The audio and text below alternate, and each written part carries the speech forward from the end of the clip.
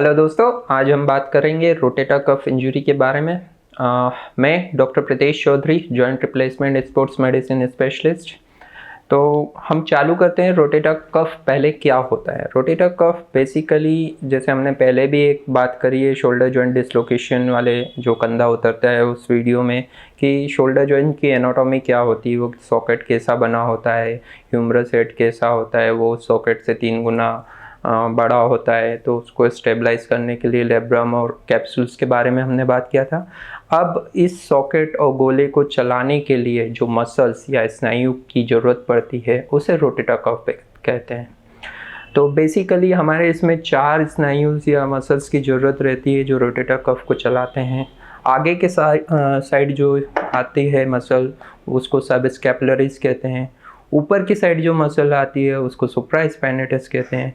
पीछे की साइड जो मसल्स आती है उसको इंफ्रास्पाइनेटस और टेरिस माइनर कहते हैं। तो बेसिकली इन मसल्स की सहायता से ही हम लोग अपने कंधे को चला पाते हैं।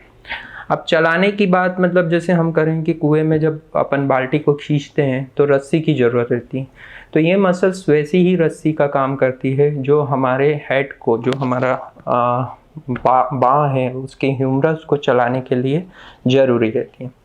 अब इन सभी मांसपेशियों की अलग अलग एक्शंस रहती है जिसकी सहायता से हमारा कंधा चलता है। जैसे सब स्कैपुलरिस, ये बेसिकली हमारे कंधे को इंटरनल रोटेट करता है ना, मतलब अंदर की साइड ऐसे घुमाता है। सुप्रास्पाइनेटस जो हमारे कंधे को ऊपर की साइड ले जाता है। इंफ्रास्पाइनेटस और टेरिस माइनर हमारे कंधे को बाहर की साइड ले जाता है। तो ये मूवमेंट बेसिकली ये मसल्स करते हैं और इन्हीं 4 मसल्स से मिल करके रोटेटर कफ बना हुआ होता है। अब बात करते हैं रोटेटर कफ इंजरी के इंसिडेंस की। इंसिडेंस हर एज में हो सकता है रोटेटर कफ इंजरी बेसिकली, पर मोस्ट कॉमनली ओल्ड एज में रहता है, जहाँ पर कि हमारा रोटेटर कफ धीरे धीरे वीक होने लग जाता है जब वो एक्रोमियन से घिसाते जाता है। तो जैसे कुएं में रस्सी डालते हैं तो वो बार बार रगड़ के कारण घिसाने लगती है, वैसे ही ये सुप्रास्पाइनेटस इससे घिसा करके टीयर हो जाता है, या रोटेटर कफ इससे घिसा करके टीयर हो जाता है, या थोड़ा भी झटका लगता है तो इनकी एट्रोफी रहती है तो वो टीयर हो जाते हैं। तो इस टीयर को डीजनरेटिव टीयर कहते हैं, जो ओल्ड एज में ज़्यादा रहते हैं। और rotator cuff tier most commonly old age में ज़्यादा दिखाई देते हैं। इसके अलावा जो दूसरे टाइप का टीयर होता है रोटेटर कफ का, वो ट्रॉमेटिक होता है। ट्रॉमेटिक टीयर्स यंग एज में जो एक्टिव पर्सन्स होते हैं, खिलाड़ी होते हैं, उनमें बहुत ज़्यादा पाया जाता है। जैसे आप गिर गए हैं शोल्डर के बल पे, या खेल रहे हैं, या कोई झटका लग गया है, या थ्रो कर रहे हैं, तो ऐसी एक्टिविटीज़ में रोटेटर कफ टीयर जब होता है तो उसे ट्रॉमेटिक रोटेटर कफ टीयर बोलते हैं। अब अगर हम रोटेटर कफ टीयर के एग्जामिनेशन, मतलब डायग्नोसिस के बारे में जाते हैं कि ये क्यों हो रहा है या कब हमें समझना चाहिए कि रोटेटर कफ टीयर हो रहा है। अब हम बात करते हैं सिम्टम्स के बारे में। आम आदमी को कैसे पता चले कि उसको रोटेटर कफ टीयर हो गया है? रोटेटर कफ टीयर में मेनली हमें कंधे में दर्द होने लग जाता है। कंधे का मूवमेंट या तो नहीं हो पाता है, अगर कंप्लीट टीयर हो, या पार्शियल टीयर हो तो पेनफुल रिस्ट्रिक्टेड मूवमेंट रहता है कंधे का मूवमेंट करने में बहुत दर्द होने लग जाता है। नाइट टाइम पर ये दर्द बहुत ज़्यादा रहता है। ये सिम्टम्स बहुत कंफ्यूजिंग होते हैं फ्रोजन शोल्डर से, पर फ्रोजन शोल्डर के बारे में हम लोग एक डिटेल में पहले भी वीडियो में बात कर चुके हैं, उसकी लिंक आपको ऊपर मिल सकती है। फ्रोजन शोल्डर कब कैसे होता है, उसका क्या ट्रीटमेंट है। तो अगर हम फ्रोजन शोल्डर से रोटेटर कफ इंजरी को डिफ्रेंशिएट करें तो फ्रोजन शोल्डर में हम मूवमेंट बिल्कुल नहीं कर पाते हैं, मतलब किसी की सहायता से भी पेशियों मूवमेंट्स भी हम नहीं कर पाते हैं। जबकि रोटेटर कफ टीयर में हम लोग खुद से एक्टिव मूवमेंट्स नहीं कर पाते हैं, खुद से होकर मूवमेंट्स नहीं कर पाते हैं, पर पैसिवली हम कंधे को चला सकते हैं, किसी की सहायता से हम कंधे को चला सकते हैं। तो इस तरीके से हम फ्रोजन शोल्डर से इसको डिफ्रेंशिएट कर सकते हैं। अब हम आते हैं रेडियोलॉजिकल डायग्नोसिस पर। अगर हम रेडियोलॉजिकल डायग्नोसिस बनाना चाहते हैं रोटेटर कफ टीयर की, तो हमको मेनली अल्ट्रासोनोग्राफी और एमआरआई यूज़फुल रहती है। अल्ट्रासोनोग्राफी जब भी हमारा सोनोलॉजिस्ट या रेडियोलॉजिस्ट अच्छा होता है, जो सोनोग्राफी प्रॉपरली कर पाता है, तो हम लोगों को बहुत कुछ गाइड कर देता है कि रोटेटर कफ टीयर में कहाँ पर कितना टीयर हो रहा है, किस एक्सटेंट तक है, और उसका किस टाइप से हम लोग अकॉर्डिंगली ट्रीटमेंट प्लान कर सकते हैं। पर अगर हम गोल्ड स्टैंडर्ड ट्रीटमेंट पर जाएं कि रेडियोलॉजिकल डायग्नोसिस गोल्ड स्टैंडर्ड कैसे किया जाए, तो एमआरआई हमारे लिए बहुत ज़रूरी हो जाता है। उसमें हम लोगों को हर एक्सटेंट तक पता चल जाता है कि रोटेटर कफ टीयर कितना हो रहा है, कहाँ पर हो रहा है, इफ्यूजन कहाँ है, और क्या चेंजेस हो गई है, मसल की स्थिति क्या है, एट्रोफी कितनी हुई है। तो इसके अकॉर्डिंगली हम लोग ट्रीटमेंट प्लान कर सकते हैं। अब बात करें रोटेटर कफ टीयर की ट्रीटमेंट की। ट्रीटमेंट रोटेटर कफ टीयर का दो तरीके से कर सकते हैं, नॉन ऑपरेटिव ट्रीटमेंट मतलब कंजर्वेटिव ट्रीटमेंट, और ऑपरेटिव ट्रीटमेंट। अब कंजर्वेटिव ट्रीटमेंट पर हम बात करें जिसमें हम लोग दवाइयाँ देते हैं, पेशेंट्स को एक फिजियोथेरेपी के प्रॉपर प्रोटोकॉल पर डालते हैं।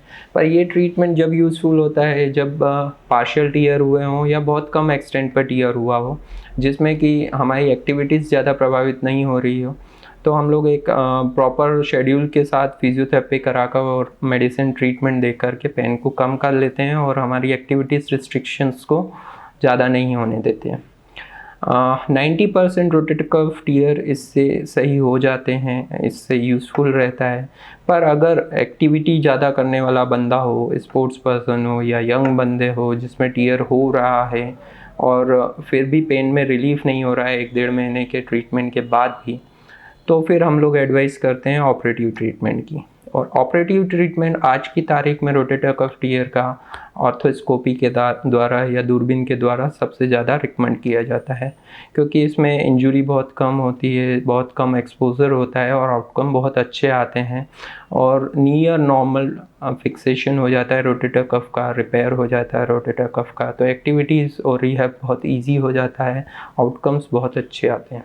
इसके अलावा ओपन ट्रीटमेंट भी होता है, ओपन सर्जरी के द्वारा भी किया जाता है। ओल्ड टाइम पर मतलब आज से कुछ सालों पहले करते थे सर्जन, पर आज की तारीख में ऑर्थोस्कोपिक ट्रीटमेंट इसका स्टैंडर्ड ट्रीटमेंट है सर्जिकल, जिसमें कि हम लोग रोटेटर कफ जैसे अगर सुप्रास्पाइनेटस टीयर हो रहा है तो उसको हम लोग रिपेयर करते हैं दूरबीन की सहायता से, जा कर के यहाँ पर एंकर डाल करके इस बोन पर, ह्यूमरस पर इस रोटेटर कफ या सुप्रास्पाइनेटस को अटैच करना चाहते हैं। अगर ये ट्रॉमेटिक है, यंग एज में टीयर हो रहा है, तो हम लोग सिंगल लो रिपेयर करते हैं जिसमें 2 एंकर या 3 एंकर जैसे भी रिक्वायरमेंट रहती है उसकी सहायता से हम लोग डायरेक्ट रिपेयर कर देते हैं। पर अगर ओल्ड एज में ये इंजरी हो रही है तो हम लोगों को कई बार या बहुत ज़्यादा सीवियर इंजरी है तो हम लोगों को कई बार रिट्रैक्शन ज़्यादा होने पर डबल रो रिपेयर करना पड़ता है। डबल रो रिपेयर में पहले हम लोग 2 एंकर डाल करके रोटेटर कफ को रिपेयर करते हैं और उसी ही फिर खींच करके वापस से सेकंड रो में, लेटरल रो में 2 एंकर डाल करके या 1 एंकर डाल करके स्टेबलाइज एडिशनल फिक्सेशन कर देते हैं। तो इस टाइप से डबल रो रिपेयर भी हो जाता है। पर कई बार ऐसी स्थिति आती है जब पेशेंट इन सब पर ध्यान नहीं देता है और ट्रीटमेंट डिले करता है, जैसे कंजर्वेटिव ट्रीटमेंट लेता है। कंजर्वेटिव ट्रीटमेंट में कई लोग स्टेरॉइड इंजेक्शंस भी लगाते हैं, जो मैं रिकमेंड नहीं करता हूं, क्योंकि उससे क्या होता है उस टाइम तो दर्द थोड़ा बहुत कम हो जाता है, पर वास्कुलरिटी कंप्रोमाइज़ होने के कारण टीयर बहुत ज़्यादा हो जाता है और बाद में सर्जिकल जो हमको रिज़ल्ट मिलता है वो भी उतना अच्छा से नहीं मिलता है।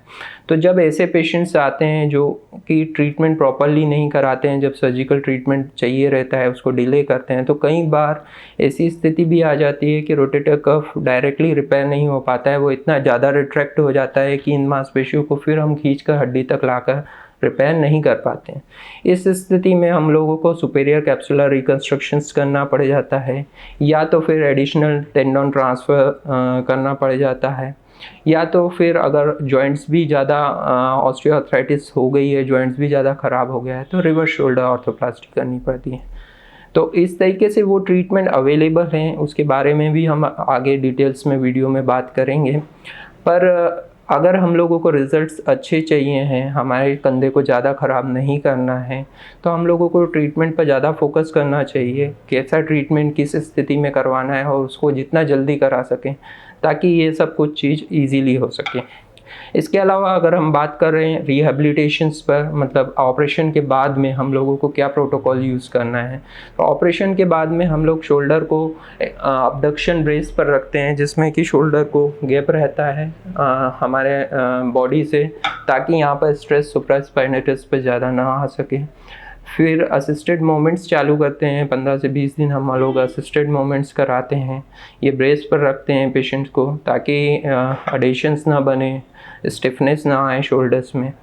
एक्टिव मोमेंट्स जब चालू करते हैं 6 वीक्स के बाद, 6 वीक्स के बाद हम लोग ये ब्रेस को भी निकाल देते हैं और एक्टिव मोमेंट्स चालू करते हैं। धीरे धीरे एक्सरसाइज बढ़ाने लगते हैं, पेशेंट्स को बाइक वगैरह चलाना अलाउ कर देते हैं।